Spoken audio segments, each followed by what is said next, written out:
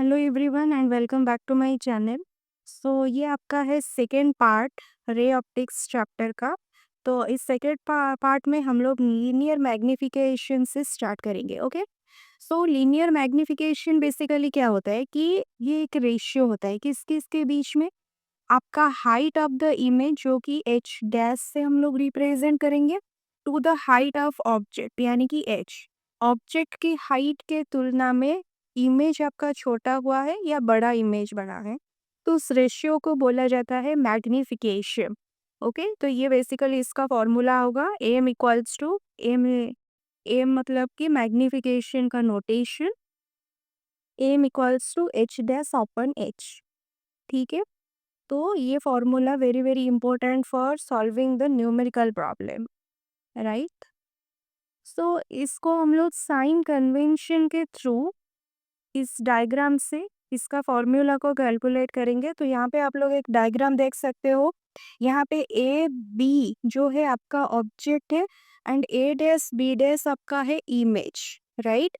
So A B का जो height होगा इस ए बी हाइट को आप लोग प्लस एच कंसिडर करोगे and A dash B dash height को माइनस एच डैश कंसिडर करोगे, क्योंकि यहाँ पे image height is measured downward लेकिन जो ऑब्जेक्ट हाइट है दैट इज मेजर्ड अपवर्ड। ठीक है। ये हो गया आपका। नेक्स्ट हम लोग distance, image distance and object distance देखेंगे। तो यहाँ पे जो ऑब्जेक्ट डिस्टेंस है this is P to A, P A. तो बेसिकली पी ए आपका हो गया माइनस यू होगा, क्योंकि यहाँ पे मिरर के लेफ्ट साइड में वो प्रेजेंट है। ठीक है। Object distance measured against the incident रे का अगेंस्ट आपका डिस्टेंस को मेजर किया जाएगा, इसी वजह से पी ए आपका होगा minus you. Similarly image distance आप लोग देख सकते हो पी ए डैश। तो पी ए डैश आपका होगा क्या माइनस का वी, क्योंकि ये भी आपका लेफ्ट साइड में है अगेंस्ट द इंसिडेंट रे। ठीक है। तो बेसिकली हम लोग क्या करेंगे, triangle A B P and A dash B dash P यानी कि ऑब्जेक्ट को लेकर एक ट्रायंगल बनाएंगे जो कि यहाँ पे देख सकते हो A B P this triangle and image को लेके एक ट्रायंगल बनाएंगे जो कि यहाँ पे ए डैश बी। ये दोनों ट्रायंगल किस तरह है, सिमिलर है, यानी कि इसका साइड का रेशियो भी बराबर आएगा। तो साइड का रेशियो लेंगे जो भी मैंने आपको बताया इसमें पुट करेंगे तो हमें क्या मिलेगा, ये इक्वेशन मिल जाएगा। अभी मैंने आपको बताया कि एच डैश बाई एच को मैग्निफिकेशन बोला जाएगा। तो यहाँ पे मैग्निफिकेशन क्या आएगा, नेगेटिव नेगेटिव कैंसिल, ये वाला नेगेटिव इस साइड आ जाएगा तो minus v by u. This is another formula of magnification in terms of object distance and image distance। ठीक है। तो ये फॉर्मूला आपका आ गया। ये दो फॉर्मूला आपको याद रखना है। एम का वैल्यू एक हाइट को लेके हो सकता है, image height by object height, नहीं तो negative of image distance by object distance. ये दो फॉर्मूला आपको न्यूमेरिकल कैलकुलेशन में यूज करेंगे हम लोग। ठीक है। तो यहाँ पे कुछ पॉइंट्स आपको गिवन है, 5 पॉइंट। अगर आपका मैग्निफिकेशन ग्रेटर देन 1 आएगा यानी कि इमेज किस तरह से है, इनलार्ज, बहुत बड़ा इमेज है। अगर मैग्निफिकेशन लेस देन 1 आएगा तो इमेज इज डिमिनिस्ड यानी कि स्मॉलर इमेज, बहुत छोटा इमेज बना है, ऑब्जेक्ट से छोटा इमेज बना है। ओके। अगर आपका एम का वैल्यू पॉजिटिव आया इसका मतलब इमेज इज इरेक्ट। इरेक्ट मतलब अपराइट, यानी कि मस्ट बी ये वर्चुअल इमेज है, इसको हम लोग स्क्रीन पे नहीं पकड़ सकते। ठीक है। एंड अगर एम आपका नेगेटिव हुआ तो या इसका मतलब इमेज किस तरह से है, इन्वर्टेड है। इन्वर्टेड मतलब अपसाइड डाउन यानी कि रियल इमेज, इसको आप लोग स्क्रीन पे पकड़ सकते हो। ठीक है। एंड नेक्स्ट आपको गिवन है कॉन्केव मिरर के लिए एम कैन बी पॉजिटिव और नेगेटिव, यानी कि depending on the object position पे डिपेंड करेगा। For convex mirror m is always positive and image always virtual and erect रहेगा। ठीक है। तो आपको याद रखना है कॉन्केव मिरर के लिए एम पॉजिटिव नेगेटिव बोथ हो सकता है, लेकिन कॉन्वेक्स के लिए मिरर हमेशा ऑलवेज क्या होगा, पॉजिटिव होगा। क्योंकि उस केस में कॉन्वेक्स के केस में जो इमेज बनता है हमेशा वर्चुअल एंड इरेक्ट बनता है। ठीक है, सो इन शॉर्ट हम लोग बोल सकते हैं कि magnification tells us how big or small the image is and whether it is upright or inverted. Okay, सो ये हो गया आपका मैग्निफिकेशन के बारे में। नेक्स्ट हम लोग एक क्वेश्चन डिस्कस कर लेते हैं इसके रिलेटेड। तो बेसिकली आपको एक candle flame is held 3 centimetre away from a concave mirror जिसका रेडियस ऑफ कर्वेचर यानी कि कैपिटल आर गिवन है 24 centimetre. Where is the image form, image distance हमें कैलकुलेट करना है, वी कैलकुलेट करना है। And what is the nature of the image, nature का मतलब इमेज रियल है कि वर्चुअल है, इरेक्ट है और इन्वर्टेड है कि मैग्नीफाइड है कि डिमिनिस्ड है, ये सब उसका नेचर को बताएंगे। ओके, तो पहले हम लोग क्या कैलकुल लिखेंगे यहाँ पे जो भी आपको गिवन होगा। तो आपको पता है इमेज ऑब्जेक्ट डिस्टेंस हमेशा नेगेटिव होगा, -3 centimetre radius of curvature for concave mirror वो भी लेफ्ट साइड में होता है, that is also minus negative में -24 सेंटीमीटर आ जाएगा। तो आप लोग फोकल लेंथ निकाल सकते हो r/2 करके -12 सेंटीमीटर, क्योंकि मिरर फॉर्मूला में हमें फोकल लेंथ चाहिए, ऑब्जेक्ट डिस्टेंस, इमेज डिस्टेंस भी चाहिए। तो फॉर्मूला में आपको u पता है, f भी पता है, तो आप लोग v निकाल सकते हो। ओके, सिंपल कैलकुलेशन यहाँ पे है, तो v आ जाएगा आपका 4 सेंटीमीटर। तो मैग्निफिकेशन m अभी हमने देखा कि in terms of distance formula क्या है, -v/u। तो यहाँ पे minus of v and u पे ऑलरेडी माइनस साइन था, तो 1.33, यानी कि ये जो वैल्यू है किस तरह से किस पॉजिटिव में वैल्यू है। पॉजिटिव मीन्स क्या वे कि इमेज जो है इरेक्ट है यानी कि ऑपराइट है एंड ऑल्सो मैग्नीफाइड है। ठीक है, एंड ऑल्सो ये आपका वर्चुअल इमेज है। ठीक है, तो ये हो गया आपका क्या नेचर, नेचर ऑफ इमेज। ठीक है, पॉजिटिव साइन से हमें क्या पता चल रहा है, जैसे कि हमने अभी यहाँ पे देखा, इमेज मस्ट बी इरेक्ट यानी कि वर्चुअल होगा एंड वैल्यू से 1.33 यानी कि ये ग्रेटर देन 1 है। इसका मतलब वो किस तरह से मैग्नीफाइड है, इनलार्ज्ड है। ठीक है, ओके, नेक्स्ट एग्जांपल देखेंगे। देखो,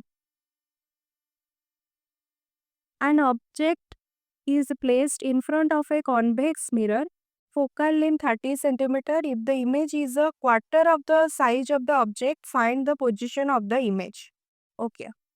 So quarter of the size of the image का ऑब्जेक्ट का मतलब क्या है कि जो मैग्निफिकेशन है एच डैश अपॉन एच यानी कि image height by object height is equals to आपको गिवन है 1/4। ठीक है, सो क्वार्टर का मतलब ये है object size of the object का क्वार्टर है और इमेज, राइट। तो यहाँ पे आपको फोकल लेंथ गिवन है +30 लोगे क्योंकि कॉन्वेक्स मिरर में राइट साइड में फोकल लेंथ होता है। ठीक है, focal length of convex mirror हो गया +30 सेंटीमीटर, मैग्निफिकेशन हो गया 1/4। ओके, यहाँ पे एम देखो पॉजिटिव है यानी कि जो इमेज है वो इरेक्ट सीधा है। ठीक है, तो हम लोग वही फॉर्मूला मैग्निफिकेशन का फॉर्मूला यहाँ से देखो m इक्वल्स टू -v/u, तो u यहाँ से निकाल सकते हो -v/m। इमे मिरर फॉर्मूला में आप लोग क्या करोगे, इंस्टेड ऑफ 1/u आप लोग लिख सकते हो -m/v। ठीक है, तो नाउ हम आप लोग क्या करोगे, आपको क्या कैलकुलेट करना है, v कैलकुलेट करना है। तो थोड़ा सब्स्टिट्यूशंस वगैरह करके इसको सिंप्लीफाई अगर करोगे तो v आपको मिल जाएगा 22.5 सेंटीमीटर विथ पॉजिटिव साइन।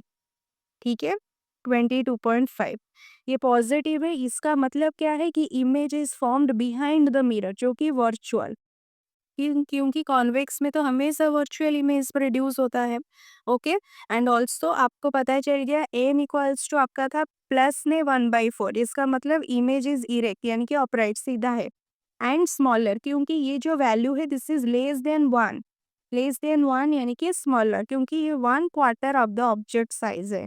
ठीक है, तो जो फाइनल आंसर आपका आ गया इसको याद रखोगे, image is virtual erect and diminished, located 22.5 centimetre behind the convex mirror. इस तरह से आपको कंक्लूड करके आना है एग्जाम में, ठीक है? ओके। सो अभी हम लोग क्या करेंगे, कुछ यूजेस वगैरह देखेंगे। किसके uses? Uses of spherical mirror. Spherical mirror का क्या क्या यूज है? स्पेरिकल मिरर यानी कि इसमें दो तरह के मिरर आते हैं, आपका कन्वेक्स आता है, कनकेव आता है। तो कॉन्वेक्स जो मिरर है इसको हम लोग किसमें यूज करते हैं? स्ट्रीट लैम्प्स वगैरह में यूज किया जाता है। क्यों? क्योंकि it spreads light over a wide area, so more people can see the light. ठीक है, इसी वजह से इसको स्ट्रीट लैम्प्स में यूज किया जाता है। सेकेंड इसका यूज क्या होगा? इसको हम लोग व्हीकल्स में यूज करते हैं, जैसे कि रियर व्यू मिरर की तरह, because it shows a larger area behind the driver. ठीक है। कॉनकेव मिरर का यूज देखेंगे, जो कि हेडलाइट, टॉर्च लाइट में यूज किया जाता है, क्योंकि it makes the light rays come together and go far in one direction so that the light become strong and focused. ठीक है।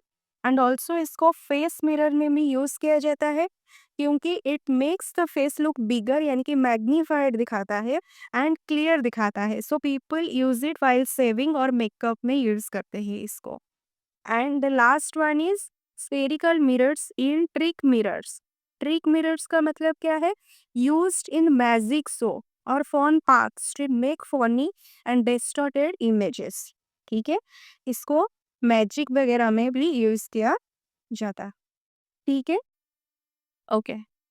तो नेक्स्ट इसके बाद जो हम लोग डिस्कस करेंगे, दैट इज अबाउट, नेक्स्ट जो टॉपिक आएगा रिफ्रैक्शन। ठीक है, next topic is about refraction के बारे में हम लोग डिस्कस कर लेते हैं। आपको वैसे भी पता है रिफ्रैक्शन क्या होता है। जिस it tells us how much light flows down when it enters a material. Material means यहाँ पे वाटर हो सकता है, ग्लास होता है, any other material from air और वैक्यूम से। ओके, कोई भी लाइट अगर एयर और वैक्यूम से किसी अदर मटेरियल को एंटर करता है तो वो कितना, how much light slows down, वो हमें बताता है रिफ्रैक्शन। ठीक है, तो यहाँ पे जो लिखा गया है देख सकते हो कि reflection involves change in path of light without any change in the medium. लेकिन रिफ्रैक्शन में क्या होता है कि change in the path of light due to change in the medium के वजह से। रिफ्लेक्शन में पता है सेम मीडियम रहता है, पाथ ऑफ लाइट तो चेंज होता है लेकिन मीडियम सेम रहते हैं रिफ्लेक्शन में, लेकिन रिफ्रैक्शन में मीडियम भी चेंज हो जाता है, ये याद रखना है। ओके, यहाँ पे देखो, when a beam of light encounters another transparent medium, a part of light gets reflected back into the first medium while the rest enters the other. The direction of propagation of an obliquely incident ray of light that enters the other medium changes at the interface of two media. This phenomena is called refraction of light. Okay. तो basically क्या होता है, आपको याद रखना है कि जो वैक्यूम में स्पीड होता है, वैक्यूम यानी कि free space. Okay, light is fastest in vacuum, इसको याद रखोगे। लाइट का स्पीड फास्टेस्ट सबसे ज्यादा किसने होता है? वैक्यूम। एंड मटेरियल में किस तरह से इसका स्पीड होता है, यानी कि अगर ग्लास मीडियम हो गया, कि आपका वाटर मीडियम हो गया, कि एनी अदर मीडियम हो गया, light travel slower then in vacuum. ठीक है, अगर हायर रिफ्रैक्टिव इंडेक्स होगा, हायर रिफ्रैक्टिव इंडेक्स होगा तो क्या होगा कि light slows down more in that material. जिस मटेरियल का रिफ्रैक्टिव इंडेक्स हायर होगा उस मटेरियल में लाइट क्या होगा? स्लो डाउन हो जाएगा। ठीक है, जैसे कि याद रखोगे रिफ्रैक्टिव इंडेक्स ऑफ एयर होता है 1, यहाँ पे लिखा गया है कुछ। एयर का रिफ्रैक्टिव इंडेक्स 1 के आसपास होता है, वाटर का होता है 1.33, जो कि light is slower in water. लेकिन एयर में क्या होगा? Light almost same as vacuum, almost same, क्योंकि यहाँ पे 1.000293 है।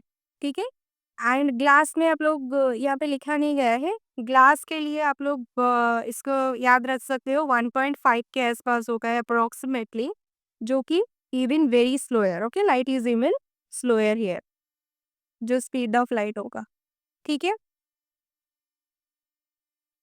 तो नेक्स्ट हम लोग यहाँ पे देखेंगे, इसका जो डेफिनेशन आपको गिवन था, इस पर्टिकुलर डायग्राम से आपको क्या पता चल रहा है कि अगर मीडियम सेम होगा, इंसिडेंट रे, रिफ्लेक्टेड रे, ये सेम ही मीडियम में हो रहा है, लेकिन अगर इसने मीडियम को चेंज कर दिया, इंसिडेंट रे एंड ये रे जो है इसको हम लोग बोलेंगे रिफ्रैक्टेड रे, क्योंकि यहाँ पे मीडियम चेंज हो गया है, ठीक है? तो और कहाँ पे होता है? At the boundary, at the boundary में ये सारी चीज होता है। The bending of light when it passes from one medium to another is called the refraction of light. ये कुछ पॉइंट आपको याद रखना है, जैसे कि बचपन में आपको बोला, जैसे कि मैं भी क्लास 8 में शायद कुछ बुक्स में होता है कि a pencil in a glass of water looks bent, क्यों दिखाई देता है? क्योंकि बिकॉज ऑफ रिफ्रैक्शन की वजह से, ठीक है?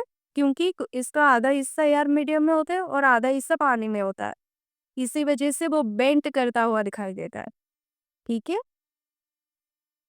तो when a light enters at an angle, angle मतलब स्ट्रेटली नहीं आएगा, कुछ एंगल बना के आएगा, its direction changes at the surface of two media, जैसे कि यहाँ पे आप लोग देख सकते हो, कुछ एंगल बना के ये क्या करेगा? बेंड करेगा, ठीक है? स्ट्रेटली नहीं आएगा, ओके। एंड ऑल्सो आपको पता है लॉज ऑफ रिफ्रैक्शन के बारे में, इसमें भी आपका दो लॉज होते हैं। फास्ट लॉ होता है क्या? द इंसिडेंट रे यानी कि जो इनकमिंग लाइट, रिफ्रैक्टेड रे यानी कि जो bent light, and the normal, normal यानी कि जो इमेजिनरी लाइन है at 90 degree to the surface, ये तीनों लाई करेंगे किसमें? सेम प्लेन पे, ठीक है? एंड सेकेंड जो होगा that is the Snell's law, second law is known as Snell's law. Snell's law में क्या होगा? The ratio of the sine of the angle of incidence यानी कि साइन आई बाई आपका अगर to the sine of angle of refraction, वो किसके बराबर होगा? Is always a constant for the same two media, okay? यहाँ पे ये जो पार्ट है this is the constant part, ठीक है? और यहाँ पे म्यू क्या है? Mu is the refractive index of one medium with respect to the other, जैसे कि यहाँ पे लिखा गया है mu A B. Mu A B का मतलब क्या है? कि refractive index of medium B का with respect to medium A, with respect to medium A, ठीक है? जो कि स्नेल्स लॉ है। नेक्स्ट देखो, रिफ्रैक्टिव इंडेक्स के बारे में हम लोग डिस्कस कर लेते हैं। अच्छा, ये जो आपका कांस्टेंट है, दिस कांस्टेंट किस पे डिपेंड करेगा? Depends only on the two materials पे डिपेंड करेगा। यहाँ पे जो एयर एंड ग्लास, दो ही चीज पे डिपेंड करेगा, not on the angle of the incidence. अगर आपके पास दो मीडियम, एक एयर मीडियम है एंड दूसरा ग्लास मीडियम है, इन दोनों पे डिपेंड करेगा, इन दोनों मीडियम पे डिपेंड करेगा, लेकिन याद रखोगे या एंगल पे डिपेंड नहीं करेगा। कौन? म्यू, ठीक है? ओके। एंड ऑल्सो इसका जो नेम है, सेकेंड लॉ को भी आपका स्नेल्स लॉ ऑफ रिफ्रैक्शन भी बोला जाता है, इसको याद रखोगे, ठीक है? ओके। तो यहाँ पे देखो, आपको रिफ्रैक्टिव इंडेक्स गिवन है कि रिफ्रैक्टिव इंडेक्स आपका क्या है? रिफ्रैक्टिव इंडेक्स होता है द रिफ्रैक्टिव इंडेक्स, और इसको इंडेक्स ऑफ रिफ्रैक्शन भी बोला जाता है कभी कभी, mu of a material is the ratio of the speed of light in vacuum to speed of light in the medium. ये रेशियो होता है क्योंकि लाइट का स्पीड वैक्यूम में to the speed of light in the material, जो भी आप लोग मटेरियल लोगे, यानी कि ग्लास हो गया, एनी अदर मटेरियल, वैक्यूम के अलावा जो भी अदर मटेरियल लोगे, यहाँ पे उस लाइट का स्पीड उस मटेरियल में आपको पता होना चाहिए, तो आपको मिल जाएगा म्यू का वैल्यू। यानी कि जो रिफ्रैक्टिव इंडेक्स होगा वो डिफरेंट डिफरेंट वैल्यू मटेरियल के लिए डिफरेंट डिफरेंट वैल्यू देगा, लेकिन एक पर्टिकुलर मटेरियल के लिए ये कांस्टेंट रहेगा, ठीक है? तो ये कुछ पॉइंट्स याद रखना है, ये फॉर्मूला को भी आप लोग याद रखोगे, mu equals to c by v. And यहाँ पे कुछ सब्सटेंस का आपको रिफ्रैक्टिव इंडेक्स गिवन है, जैसे कि इथाइल अल्कोहल 1.362, वाटर का, एयर का ने बता दिया, ऑक्सीजन का 1.00027 1। ओके, और इसको आप लोग एग्जैक्टली 1 मान सकते हो, क्योंकि यहाँ पे भी एयर ऑक्सीजन दोनों का वैल्यूज आसपास है, तो इसको 1 भी मान सकते हो। ओके, सो रिफ्रैक्टिव इंडेक्स जो होता है, रिलेटिव रिफ्रैक्टिव इंडेक्स, देखो ये जो रिलेटिव रिफ्रैक्टिव इंडेक्स यानी कि आपका म्यू आर, तो ये बेसिकली हमें क्या बताता है कि how much light bends when moving from one medium to another.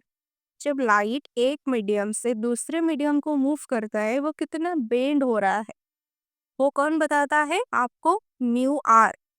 Okay, and यहाँ पे दो मीडियम के बारे में हम लोग डिस्कस करेंगे। एक होगा आपका रेयरर मीडियम, दूसरा होगा डेंसर मीडियम। एक होगा रेयरर मीडियम, दूसरा होगा डेंसर मीडियम। देखो, rarer medium and denser medium. Optically denser का मतलब क्या है कि the medium in which light moves slower, जिस मीडियम में लाइट का मोशन स्लो हो जाता है, उस मीडियम को बोलते हैं ऑप्टिकली डेंसर। जस्ट इसका उल्टा, the medium in which light moves faster is optically rarer. इसका जस्ट उल्टा, जिसमें लाइट का स्पीड ज्यादा होता है, उसको हम लोग रेयरर मीडियम बोलते हैं। ठीक है, तो यहाँ पे जो फास्ट फिगर आपको गिवन है, इसमें जो लाइट का मोशन है वो रेयरर मीडियम से डेंसर मीडियम की तरफ है, रेयरर से डेंसर की तरफ है।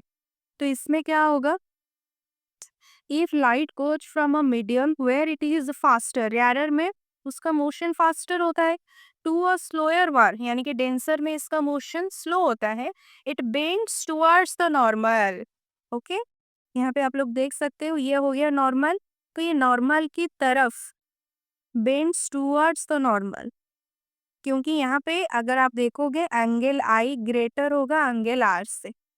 जस्ट इसका उल्टा केस क्या होगा कि if light goes from slower medium से फास्टर मीडियम यानी कि डेंसर से रेयरर जब आएगा, it bends away away from the normal.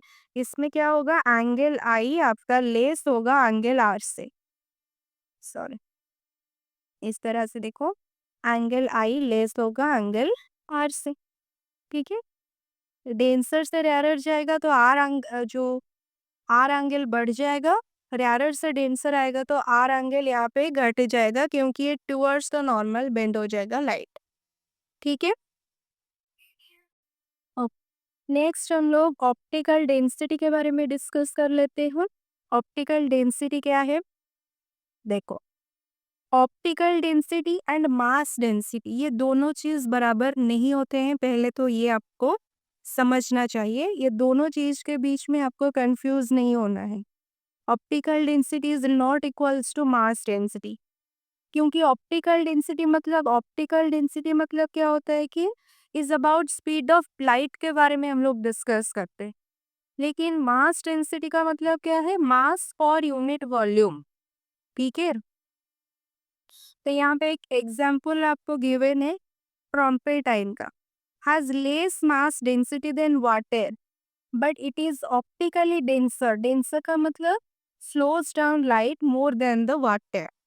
ठीक है, सो ये चीज आपको याद रखनी है। तो इन शॉर्ट हम लोग समझ सकते हैं कि ऑप्टिकल डेंसिटी किस पे डिपेंड करेगा, लाइट स्पीड पे डिपेंड करेगा optical density, not weight of the medium. Medium की वेट पे डिपेंड नहीं करेगा, जैसे कि हमने यहाँ पे देखा ट्रम्पेटाइन एंड वाटर के बीच में, क्योंकि जो मास डेंसिटी होगा ट्रम्पेटाइन में लेस देन होगा वाटर, लेकिन इट्स ऑप्टिकल डेंसिटी हायर होता है, इसी वजह से इसको हम लोग बोलते हैं कि इट इज ऑप्टिकली डेंसर। ठीक है, ओके, नेक्स्ट आपका आएगा principle of reversibility of light. इसमें क्या होगा कि reversibility principle basically tells us कि if light follows a path, अगर लाइट किसी भी पाथ को फॉलो कर रहा है with any number of reflection हो सकता है, रिफ्रैक्शन हो सकता है, then if we reverse its direction को अगर हम लोग क्या कर देंगे, चेंज कर देंगे यानी कि रिवर्स कर देंगे, it will trace back the exact same path को वो ट्रेस करेगा। ठीक है, यहाँ पे अगर सपोज हम लोग मान लेते हैं फॉर एग्जाम्पल, इफ अ रे गोज फ्रॉम एआर से अगर वो ग्लास मीडियम को जा रहा है लाइट, ठीक है, and bends, then comes back from glass to air, it will retrace its original path को follow करेगा। जिस पाथ से वो पहले गया होगा उसी पाथ को बेंड करने के बाद उसी पाथ को वो रिट्रेस करेगा। ठीक है, रिट्रेस करेगा सेम पाथ को, राइट। तो यहाँ पे आपको एक डायग्राम गिवन है, यहाँ पे medium 1, this is medium 2, O A is the incident ray, यहाँ पे रिफ्रैक्टेड रे हो गया ये। तो यहाँ पे अगर हम स्नेल्स लॉ लगाएंगे तो हमें क्या मिलेगा, sine I by sine R equals to mu 1/2। इसका मतलब है कि refractive index of medium 2 with respect to 1 होगा sine I by sine R के बराबर। ठीक है, आई हो गया angle of incidence and R हो गया एंगल ऑफ रिफ्रैक्शन। अगर हम क्या करेंगे, by the help of a plane mirror हम क्या करेंगे कि A B reflect the ray A B is reflected back by using a plane mirror, तभी क्या होगा, बी ए आपका इंसिडेंट रे हो जाएगा, ए हो जाएगा रिफ्रैक्टेड रे। ओके, अगर हम प्लेन मिरर के हेल्प से इसको ये करवाएंगे, क्या कि रिफ्लेक्ट करवाएंगे, तो बी ए आपका हो जाएगा इंसिडेंट रे एंड ए ओ आपका हो जाएगा रिफ्रैक्टेड रे। एंड अभी आपका एंगल ऑफ रिफ्लेक्ट इंसिडेंस कौन होगा, आर, एंड यहाँ पे आई हो जाएगा एंगल ऑफ रिफ्रैक्शन, इसको याद रखना। तो आपका जो refractive index of medium 1 with respect to medium 2, 1 का 2 के रिस्पेक्ट में क्या होगा, ऊपर आएगा एंगल ऑफ इंसिडेंस का, नीचे आएगा एंगल ऑफ रिफ्रैक्शन का। ठीक है, तो साइन आर बाई साइन आई। अब अगर हम दो इक्वेशन को मल्टीप्लाई करेंगे तो हमें क्या मिलेगा, 1 मिलेगा, यानी कि mu 2 1 equals to 1 upon mu 1 2 के बराबर। ठीक है, और हम लोग बोल सकते हैं कि लाइट यहाँ पे आप लोग देख सकते हो कि रेसिप्रोकल हो रहा है। Okay, mu 1 2 equals to reciprocal of mu 2 1। So refractive index of medium 2 relative to medium 1 is equal to the reciprocal होगा refractive index of medium 1 relative to medium 2। ये रिलेशन वेरी वेरी इंपॉर्टेंट, जो कि किस principal पे आधारित है, principle of आपका reversibility. ठीक है, so light behaves the same in forward and reverse path, just switching the roles of the media, right. इसको आप लोग याद रख सकते हो, एंड ये relation is very very important, this relation. ठीक है, इसका अगर हम एक कॉमन एग्जाम्पल कंसिडर करेंगे, जो कि ऑप्टिकल इंस्ट्रूमेंट है, so light entering a lens हो और प्रिज्म हो can always retrace its path if reversed, याद रखोगे। ठीक है, ओके। नेक्स्ट आपका आएगा refraction of light through a rectangular slab. Rectangular slab में हम लोग डिस्कस करेंगे क्या, इसका रिफ्रैक्टिव और रिफ्रैक्शन ऑफ लाइट को। देखो, इसीलिए हमको पहले तो एक कंसिडर क्या करना पड़ेगा, कि हमको एक कंसिडर करना पड़ेगा, ये डायग्राम कंसिडर करेंगे हम लोग। ठीक है, यहाँ पे एक सेटअप है, ग्लास स्लैब का सेटअप, और यहाँ पे A B C D is a rectangular glass slab. ये जो आप लोग देख रहे हो A B C D, this is a rectangular glass slab and light is coming from air. Air आपका होता है कौन सा मीडियम, याद रखोगे, air is the rarer medium. So light air से ग्लास मीडियम को आ रहा है, तो ग्लास आपका होगा डेंसर मीडियम। ठीक है, तो लाइट एयर से ग्लास मीडियम को आ रहा है, यानी कि रेयरर मीडियम से आपका डेंसर मीडियम को आएगा, राइट का जो मोशन होगा। ठीक है, एंड इंसिडेंट रे यहाँ पे देख सकते हो, इंसिडेंट रे है, और ray of light MN strikes the slab at point N on surface A B surface पे, एमएन आपका हो गया इंसिडेंट रे, एंड यहाँ पे जो पॉइंट ऑफ कांटेक्ट है दैट इज एन पॉइंट में, and it makes an angle of incidence I1, यहाँ पे है angle of incidence, okay, with the normal के साथ, ये आपका हो गया नॉर्मल। ठीक है, सो ये वाला एंगल जो है दैट इज I1। यहाँ तक हो गया। तो हम लोग अभी पहला जो रिफ्रैक्शन कंसिडर करेंगे वो एयर मीडियम से ग्लास मीडियम को आएगा, फिर ग्लास से एयर को जाएगा, इस तरह से 2 रिफ्रैक्शन हमें कंसिडर करना पड़ेगा। First refraction air to glass, then आपका आ जाएगा ग्लास टू एयर। ओके, तो इन द फास्ट रिफ्रैक्शन देखो, फास्ट रिफ्रैक्शन यानी कि एयर से ग्लास मीडियम, यहाँ पे आप लोग पॉइंट एन देख सकते हो, दिस पॉइंट एन। सो यहाँ पे at point N light bends towards the normal because glass is denser than air. मैंने आपको ऑलरेडी रूल्स बता दिए थे कि जब रैरर्स से डेंसर आएगा तो उसका लाइट का पाथ किस तरह से होगा, टुवर्ड्स और अवे, ओके, नॉर्मल को लेकर। तो जब भी आपका एयर से यानी कि रैरर मीडियम से डेंसर मीडियम को लाइट आएगा तो वो क्या होगा कि light bends towards the normal, normal की तरफ आ जाएगा। ये आपका हो गया नॉर्मल, ये लाइट टुवर्ड्स द नॉर्मल आ जाएगा, ठीक है, बिकॉज ग्लास आपका हो गया denser than air. So it travel inside the slab along N K. तो लाइट का जो पाथ है यहाँ पे एन के हो गया, path of light inside the glass slab. Okay, और यहाँ पे एंगल ऑफ रिफ्रैक्शन जो देख सकते हो R1, this angle is R1। Okay, ये एंगल आपको डायग्राम में गिवन है ऑलरेडी, R1, ठीक है। ओके, तो बाय यूजिंग स्नेल्स लॉ हम लोग क्या लिख सकते हैं, देखो, अगर हम फास्ट में स्नेल्स लॉ को अप्लाई करेंगे तो हमें क्या मिलेगा, sine I1 by sine R1 equals to refractive index of glass by refractive index of आपका आ जाएगा क्या, एयर का। मैं इसका मतलब diffractive index of glass with respect to air, okay, mu G A equals to sine I1 by sine R1। Okay, ये formula आपको मिल गया फास्ट रिफ्रैक्शन में, ठीक है। अभी हम लोग देखेंगे सेकेंड रिफ्रैक्शन, जो कि यहाँ पे देख सकते हो हम लोग ग्लास से एयर मीडियम को जाएंगे, यानी कि हमारा जो मोशन रहेगा लाइट का, रैरर जो डेंसर से रैरर मीडियम को रहेगा, ठीक है। तो यहाँ पे देखो, ये जो लाइट रे है एन के, दिस एन के, ठीक है, the ray N K now strikes the opposite surface C D, okay, at point K, point पे स्ट्राइक करेगा। It makes an angle of incidence I2 बनाएगा, कहाँ पे, इस पॉइंट पे आप लोग देख सकते हो I2, ये वाला नॉर्मल के साथ जो बना रहा है I2, ओके, ये वाला नॉर्मल के साथ जो बनाएगा I2, ठीक है, inside the glass. Then it comes out into air along KL, ये वाला हो गया, एयर को आ गया along KL, bending away from the normal with the angle R2। R2 is the angle of क्या हो गया आपका, रिफ्रैक्शन, क्योंकि जब डेंसर से वो रैरर जाएगा तो अवे फ्रॉम द नॉर्मल, ये आपका हो गया नॉर्मल, तो नॉर्मल ये आपका इंसिडेंट, तो ये हो गया आपका नॉर्मल से दूर आपका दूर रहेगा, अवे फ्रॉम द नॉर्मल रहेगा लाइट का पाथ, ओके, ठीक है।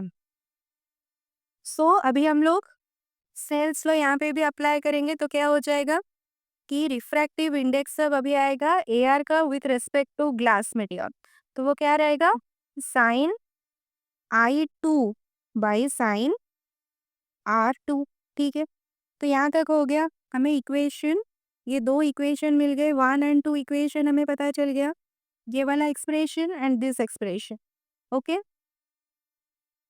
नेक्स्ट हम लोग यहाँ पे क्या अप्लाई करेंगे, according to principle of reversibility of light, जो कि हमने अभी देखा कि when the final path of a light ray after suffering a number of reflection and refractions, जब रिवर्स हो जाएगा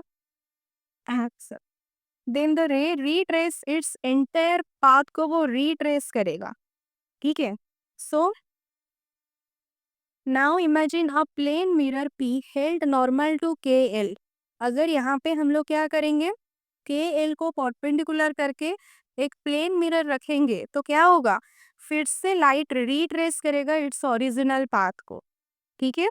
so on reflection from mirror path KL reverse हो जाएगा, द रे would retrace it's entire path को फिर से वो रिट्रेस करेगा। फॉर द रिवर्स रे के लिए the application of Snell's law 8 के पॉइंट आपको लेना पड़ेगा, इस के पॉइंट में ही आपको कंसिडर करना पड़ेगा, तो आपको क्या मिलेगा, हमने अभी देखा कि जो म्यू का diffractive index of glass medium with respect to air must be equals to क्या होगा, रेसिप्रोकल होगा refractive index of air with respect to glass.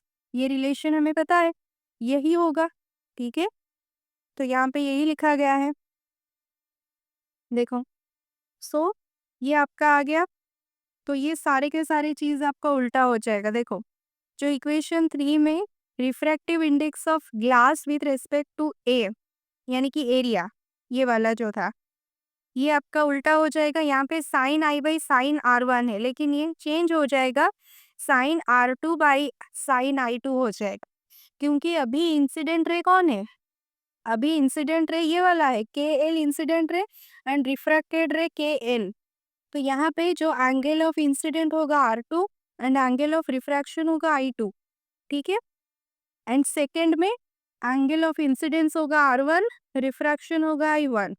ठीक है, तो तो वो चेंज हो जाएगा। तो आंसर क्या आएगा, जब आप दोनों को मल्टीप्लाई करोगे आपको 1 मिलेगा, एंड ये रिलेशन हमें पता था according to principle of reversibility. तो इक्वेशन 1 एंड 3 को अगर हम कंपेयर करेंगे तो हमें क्या मिलेगा, देखो इक्वेशन 3 यहाँ पे देख सकते हो, एंड इक्वेशन 1 ये वाला इक्वेशन, ये दोनों इक्वेशन में आप लोग देखो, इस दोनों इक्वेशन का आपका RHS पार्ट इक्वल है, तो हम लोग LHS पार्ट को इक्वल रख सकते हैं, बराबर रख सकते हैं। तो हमें क्या मिलेगा कि हमें पता है alternate angles are equal, I2 R1 के बराबर होगा। देखो यहाँ पे जो ये I2 एंड ये R1 इक्वल होगा, क्योंकि यहाँ पे ये दो पैरेलल है एंड ये ट्रांसवर्स की तरह वर्क करेगा, तो ऑल्टरनेट एंगल्स आर इक्वल। अगर I2 R1 के साथ बराबर है तो साइन ऑफ I2 भी साइन ऑफ R1 के साथ बराबर होगा। ठीक है, देन हमें इस इक्वेशन से क्या मिल जाएगा, यहाँ पे साइन ऑफ I2 ये दो बराबर हो गए, तो हम लोग बोल सकते हैं कि sine I1 must be equals to sine R2, यानी कि R2 भी I1 के बराबर है। अगर दोनों का साइन एंगल बराबर है तो दोनों भी बराबर है, R2 I1 के साथ बराबर है। ये वाला,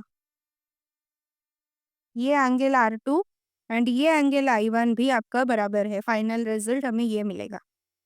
ठीक है, so hence the emergent ray K L को कौन सा रे बोला जाएगा, इमर्जेंट रे। Emergent ray K L is parallel to the incident ray MN। इस MN को ये के एल क्या होगा, पैरेलल होगा।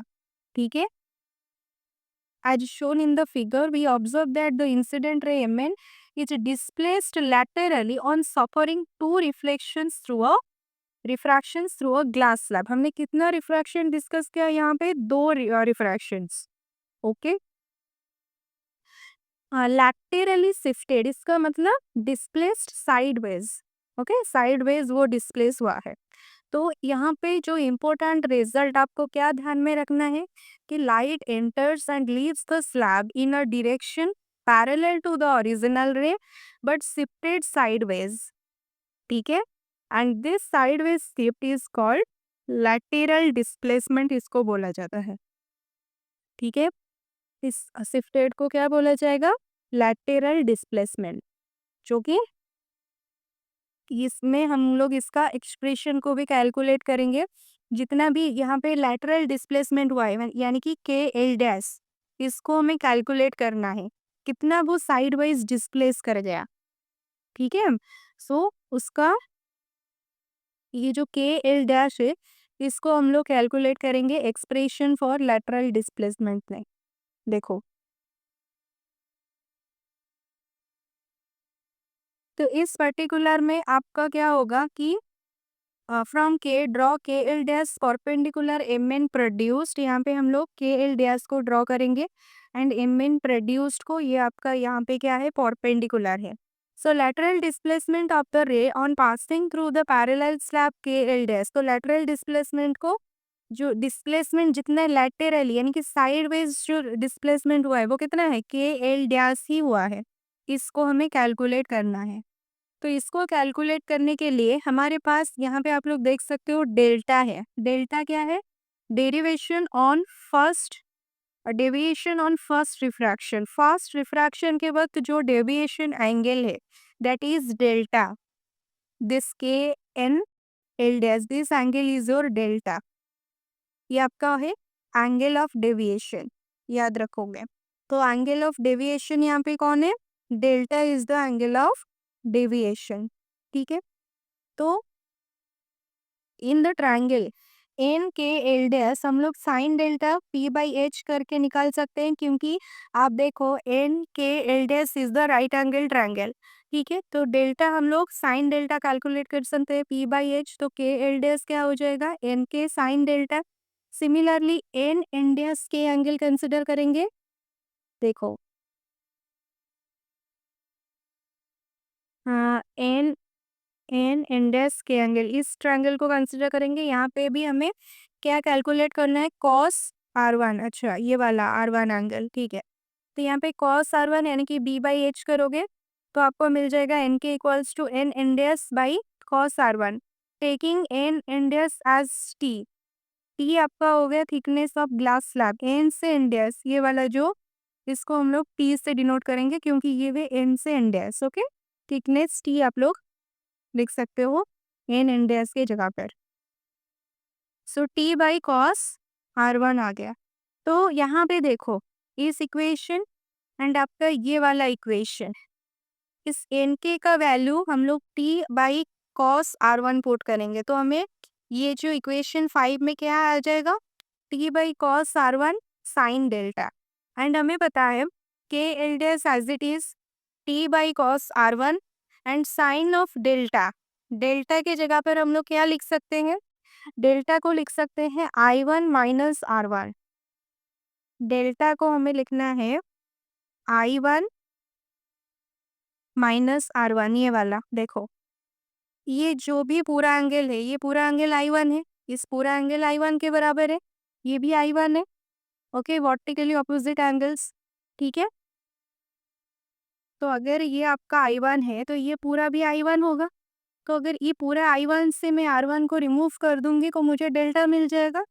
ठीक है, तो यहाँ पे हम लोग instead of delta I one minus R one लिख सकते हैं। So this is the required expression for lateral displacement का एक्सप्रेशन हमें मिल गया कि एल डैश का एक्सप्रेशन ही लैटरल डिस्प्लेसमेंट का एक्सप्रेशन है, और इसको शिफ्ट भी बोला जाता है। कभी कभार क्वेश्चन में लैटरल शिफ्ट भी क्वेश्चन आ जाता है, find out the lateral shift expression. Okay, which is obviously proportional to thickness को प्रोपोर्शनल होगा of the glass slab. Further lateral displacement और shift will increase with increasing angle of incidence. देखो ये जो के एल डैश लैटरल शिफ्ट और lateral displacement T को proportional है। के L dash is proportional to the thickness of the glass slab and also proportional to I1, यानी कि जो एंगल ऑफ इंसिडेंस उसको भी प्रोपोर्शनल है, I1 को भी प्रोपोर्शनल है। यानी कि अगर एंगल ऑफ इंसिडेंस आपका इंक्रीज हुआ तो लैटरल डिस्प्लेसमेंट भी इंक्रीज होगा। ठीक है, एंड अगर thickness of glass slab increase हुआ तो ये भी इंक्रीज करेगा और वाइस वर्सा। ठीक है, तो ये एक इम्पोर्टेंट कंसेप्ट था रिगार्डिंग आपका glass slab and lateral displacement. Okay, ठीक है, so this is all for today. Next class में हम लोग एक एग्जांपल डिस्कस करेंगे इसके related and also some important concept regarding to this chapter. So thank you for watching.